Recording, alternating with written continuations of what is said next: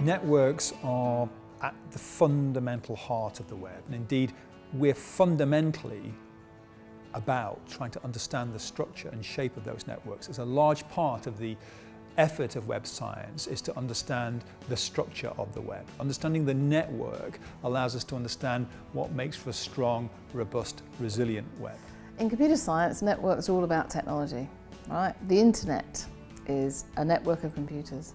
But in web science, networks are about many different things, but particularly including the people networks. The information people put on the web and the networks of communities that get built around that through the social media. It's so many different things coming together.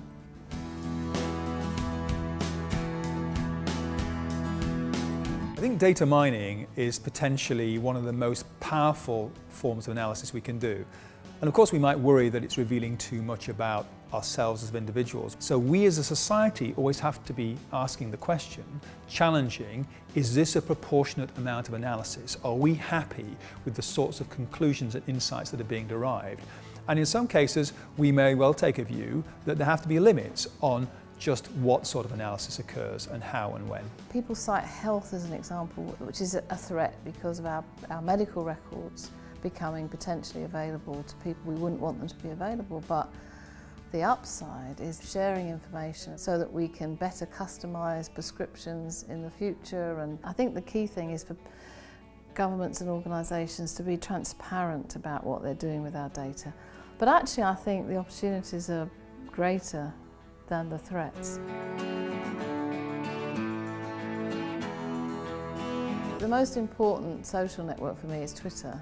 I can use Twitter to tell people what I'm doing and what I'm thinking, what I'm saying, and I just find Twitter for me at the moment is the one that I can get the most benefit from. I realise that I get my news from Twitter because the people I follow are the people who have got the things to say that I want to know. I've taken a deliberate decision not to involve myself in some social networks. I choose to keep a part of my life somewhat private and guarded and separate.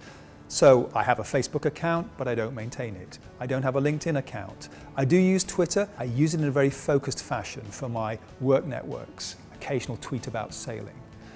And the thing I use most and routinely, of course, it is based in the internet, it's email. But we notice that as people go through their careers, as we're seeing an evolution of networking forms of communication. But for me, I suspect my life is almost ruled by email, and a close second would be my tweets.